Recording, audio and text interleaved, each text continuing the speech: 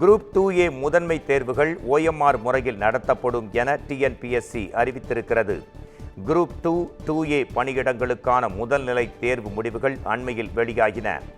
இதில் group 2A பணியிடங்களுக்கு முதன்மை தேர்வு வருகிற பிப்ரவரி மாதம் நடைபெறவுள்ளது.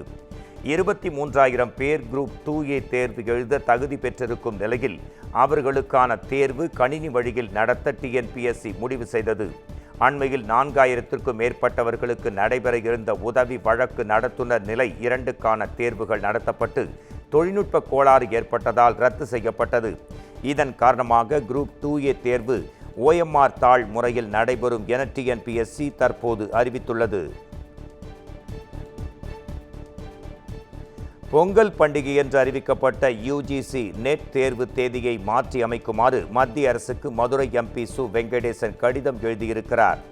முன்னதாக பட்டய கணக்காளர் தேர்வு தேதியை பொங்கல் விடுமுறையில் அறிவித்ததற்கு எதிர்ப்பு எழுந்ததைத் தொடர்ந்து தேதி மாற்றியமைக்கப்பட்டது. இந்நிலையில் UGC நெட் தேர்வின் முக்கிய பாடங்களுக்கு ஜனவரி 15, 16 ஆகிய தேதிகளில் நடைபெறும் என அறிவிக்கப்பட்டுள்ளது. இந்நிலையில் தமிழர் பண்பாட்டோடு ஆழ்ந்த தொடர்பு கொண்ட உழவர் கொண்டாட்ட நாள் பொங்கல் திருநாள் என்றும் அத்தகைய நாளை மட்டும் மத்திய அரசின் தேர்வு முகமைகள் எப்போதும் குறிவைப்பது ஏன் என்றும் சு வெங்கடேசன் குறிப்பிட்டிருக்கிறார்.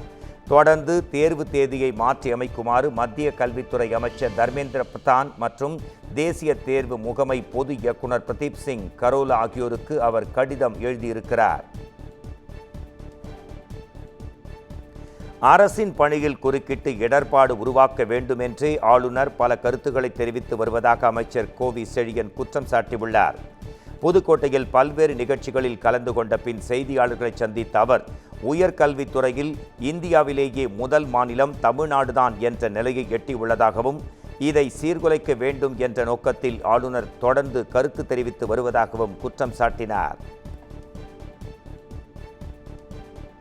பெரம்பலூர் அருகே கல் குவாரி ஏலத்திற்கு எதிர்ப்பு தெரிவித்து விவசாயிகள் சாலை மறியலில் ஈடுபட்டதால் பரபரப்பு நிலவியது.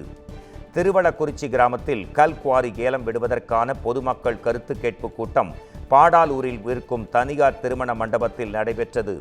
ஆலத்தூர் வட்டாட்சியர் சத்தியமூர்த்தி, ஆட்சியரின் நேர்முக உதவியாளர் வைத்தியநாதனார், மாவட்ட சுற்றுச்சூழல் பொறியாளர் விஜயபிரியா ஆகியோர் பொதுமக்களின் கருத்துக்களை கேட்டறிந்தனர்.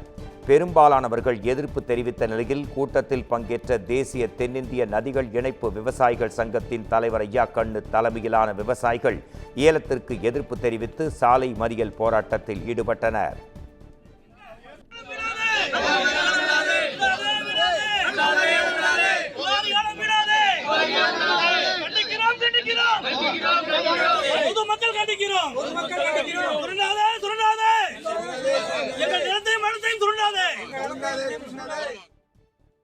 முதல்ல 29 குவாரி இருக்கு.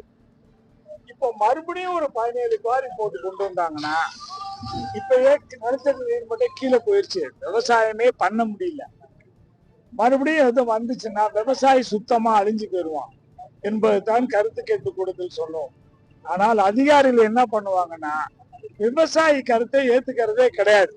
விவசாயியை இந்த நாட்டினுடைய அடிமைகளாக பார்க்கிறார்கள். தேர்தல் வந்தால் நாங்கெல்லாம் இந்த முதுகெலும்புன்னு சொல்லுவாங்க. தேர்தல் முடிஞ்சுட்டா நாங்க அடிமை மாதிரி போயிடுவோம்.